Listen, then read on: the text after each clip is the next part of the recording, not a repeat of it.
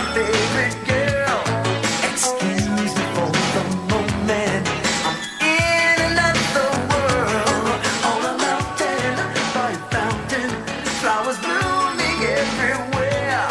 With Venus and with Cupid, the picture's very clear. Hang the sign up on the door. I say don't disturb this groove. Just a way to tell you that I'm so Chris, turning up the music now. Call now. 5. Introducing Bounty Double Quilted. Each sheet is quilted once, then quilted again, making it the strongest 2-ply paper towel. And there are twice as many sheets on a roll. More sheets that can do more jobs than you ever thought possible. New Bounty Double Quilted. There's a word for people who exercise every day and always eat exactly what they should. Liar. Do something good for yourself. Lean cuisine. It's not just lean, it's cuisine. My child has quite an imagination. Her teachers say that someday she'll be doing great things. Right now, she's already an architect, a designer, an engineer. I think she's a creative genius. And thanks to Legos, the creative building toy, there's just no limit to what she can do. Legos, the creative diversion that helps develop a child's potential. So with low fares available on AA.com, isn't it time to get away together? American Airlines. I am not a size. I am not a stereotype. I want workout clothes that fit who I am. Champion Woman is a complete line of sports bras and activewear from sizes 14 to 28, designed to fit a real woman, like me.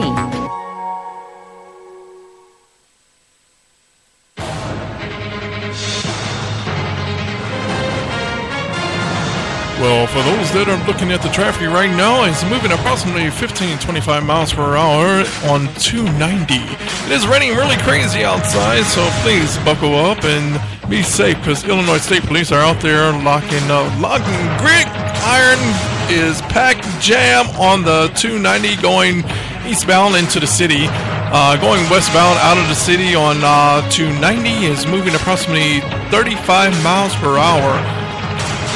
Kingery Highway is moving approximately 15 to 25 minutes in going towards O'Hare Airlines. The airport is a little backed up on 9094.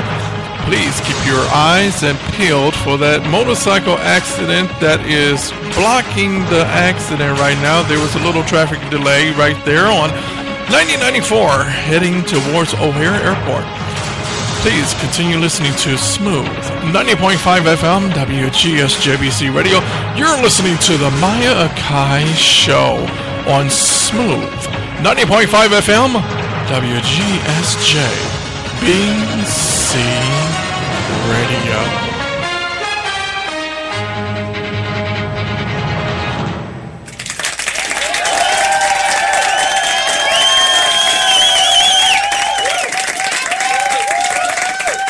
It's 12:43 here on the Maya Akai Show on Smooth 90.5 FM HD Radio. Or maybe you're listening via Sirius XM channel 432 or streaming worldwide. We're on Live 365 and iHeartRadio.com. Just search the Rob G Afternoon Drive. But hey, make it easy for yourself if you like to watch and listen, because radio never looked so good. So good. You can just go right to the website for the station, WGSJBCRadio.com. Click to listen, which will take you right to Live 365, or you can watch the live stream feed if you want to see what's going on in studio.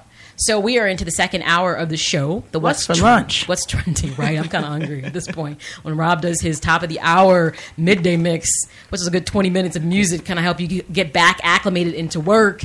I'm going to go be finding something to eat at some point, because I'm actually hungry at this point. But, and what's trending? Checkers. No. Anyways, so different things are obviously trending, and something that's come back to the surface, and this is not a new conversation, but it's resurfaced over the weekend. Cook County Commissioner Richard Boykin speaks on a 7-point violence reduction plan that he wants to come up with, and the key part of it is he wants to look at a lot of the violence being charges of domestic terrorism. And part of his overall thought on this is that citizens of Chicago are being held captives and being terrorized, just as you would see in other places in the world. That people don't feel safe in their communities, that, organized crime and gang members are really taking advantage of average citizens, and just giving them these minimal charges aren't good enough. He wants to see it expanded to domestic terrorism. Now, do you feel that's an extreme thing? I'll be curious. 708-223-0030. That you can call in and give me your comments, or you can put it on Facebook. Go to the Maya Akai Show and post your comments there. I'm going to put the article there as well. You can read through it. Like I said, he just addressed the Austin neighborhood earlier this month with this plan. And it's not just that. He actually has some different things. He said part of this is the outbreak of gun violence in Chicago. He feels that enough is not being done and that the laws that apply are not good enough at this point of time. Sure. And he says within his proposal that he gave that with gun violence offenders and their assailants, he feels that there needs to be stiffer laws at this point. And part of his 7-point plan is to look at violence reduction, but also he wants to have workshops that would include parenting workshops, creating job training programs, expanding drug courts, along with other kind of therapeutic court models is what he's looking to do. So, I think that's a key thing in him talking about this plan. Here's the thing. I don't think that, Nikki, a lot of people are going to embrace on this. Okay.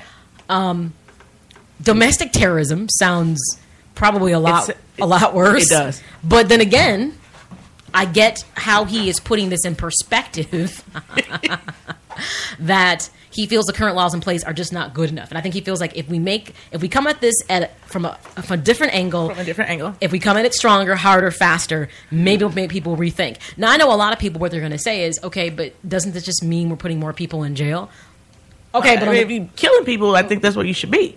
But see, that's the other side of the coin that people never want to address. They always have this concern about, but now you're putting more people in jail. But they're killing people. We're not talking jaywalkers. We're talking like they're killing people. Like people are actually literally afraid to sit on their porch in the summer and walk to the store and that kind of thing. Like it's really becoming a thing where I hear a lot of people like they're scared to jog. You have a lot of casualties of people who were just in the wrong place at the wrong time, and unfortunately they became a fatality. Yes. But I will say in the 7-point plan, which I'm sure he'll roll out and hopefully soothe a lot of the discontent people will have on this, is that he understands there's some underlying issues that also have to be addressed. So he said, let's put in parenting workshops, let's create job training programs, let's expand drug courts. Let's try to give things that can help to solve these issues. But in the meantime, for the people who don't want to participate in trying to make these changes, we need to tighten, the reins a bit on this. Sure.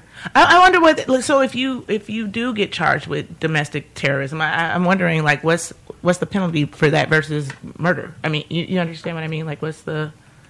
and it's interesting too because when you say domestic terrorism, to me does that instantly kick that up to a federal level? That's what I mean. So I'm not sure exactly how it would change from what you currently see. Sure. And I'm sure when he talked about this in length when he addressed the Austin community, he fleshed it out. We're actually going to take a little bit of time and see if we can get him to come on the show and talk about this, because I think when you put this out there, especially in the community that feels like they're being targeted, and he is the Cook County Commissioner. Yes. People are kind of they're just feeling like all this is another attempt to actually just incarcerate more people. But Nikki, I'm with you on this. But you're incarcerating people that are killing people. Right. Or terrorizing people or making people not feel safe in their own communities. Mm-hmm. And part of taking back communities is creating safety. Sure. If people don't feel safe in their communities, it's going to create an issue. Yes. So I understand that change has to happen. And sometimes maybe we've just gotten to the point where this just needs to be a stronger message. I think it has to be because it's not getting any better.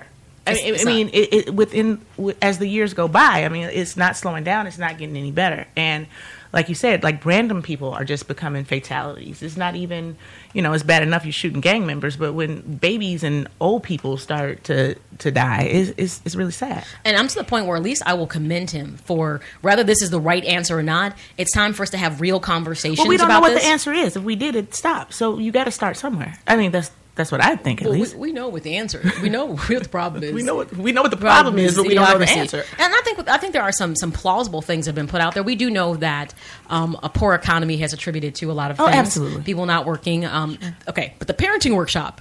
That's where I think he hit the nail on the head. Mm-hmm. Because ignorance begets ignorance. It does. Be mad that I said it, but I said it. Ignorant begets ignorance. So if people don't teach their children anything to do better, to want to do better, you it becomes a vicious cycle. It does. And then it becomes very derogatory within the community. So there is an understanding that we got to get back to the root of the issue, which is what's going on in the home. Because when you make people feel like there's value, there's family values, I think they approach things differently. So hey, guys, guess what? We're gonna go right to the horse's mouth. On the line, we have Cook County Commissioner Boykin. How you doing this afternoon? Hello, sir. I am doing absolutely wonderful. Thank you for having me. Well, thank you for calling. Well, one better. Thank you for doing this on the fly. Yes. So I came across your article, Commissioner Boykin, talking about the domestic terrorism. Explain to my listeners kind of what your 7-point plan is and what's the thought behind this. Look, the 7-point plan to curb gun violence is a holistic plan. It's a multifaceted approach to this multifaceted problem that we confront as a city and as a county. The issue of gun violence is the most pressing issue confronting our community in the city and the county. More pressing than pensions, more pressing than education. In fact, just over the weekend we had 20 people shot and 2 people killed. We had 3 people shot in the Austin community. I represent part of Austin. I represent all of Austin. And so I'm concerned about this gun violence. The 7-point plan calls for personal responsibility and accountability with respect to parenting workshops. And we would have those conducted by not-for-profits and faith-based organizations throughout the city and the county. It calls for strict enforcement of curfew laws by law enforcement. It also calls for an expansion of drug courts, mental health courts, prostitution courts, and other therapeutic models of courts so that we won't clog up the justice system with individuals who shouldn't be in the Cook County Jail or shouldn't be in jail, but they should be in a treatment program to get the help that they need. Point 4, which is probably the most controversial point of the program, calls for individuals who are pulling the trigger and co-conspirators to be tried as domestic terrorists. Now, let me tell you, there's been some debate about this, but in my mind, there's no difference between an American citizen who decides to join up with ISIS or Al-Qaeda, and their stated intent and goal is to kill Americans and destabilize America, and somebody who joins up with a gang whose stated intention and goal is to control, coerce certain areas of the community. And they'll do it by any means necessary. They'll do it by intimidation. They'll do it by shooting 5-year-olds, 4-year-olds, 7-year-olds. And we've seen all those cases this year. We've had more than 1,100 people shot in the city of Chicago alone since January. More than 188 people killed. Already we're 22% ahead of last year's shootings, and the weather hasn't even gotten hot yet. Summer is not even here yet. And so we're concerned about it. We're getting out front. Point 5 calls for an expansion of the utilization of the sheriff's police. The sheriff's police already police in the city alongside the CPD. This would actually expand their role a little bit. And the reason why I think we have to do that is because the Chicago Police Department is spread too thin. We need to have reinforcements. We need to have a visible presence of law enforcement. Look, in Iraq, in the Iraq War, they talked about the surge. They talked about the overwhelming force of soldiers. Well, I think we got to see more police cars out there, more police. I think they got to get out the cars. I think they got to walk down the streets in the neighborhoods, get to know the neighbors.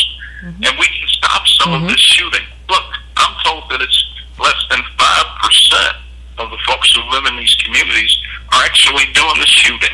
Well, those individuals are terrorizing the other 95% of the community. The community is afraid to come forward. Wow, yeah. They know who's pulling the trigger, but they're afraid to come forward.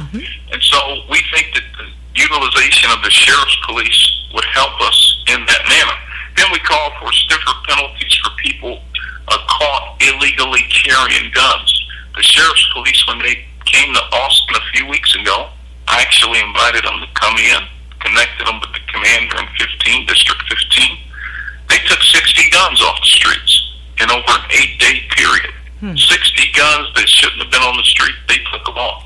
We think every gun that you take off the streets, you save a life. Yes, that's Point true. 7, That's very Point true. 7 of the plan, which is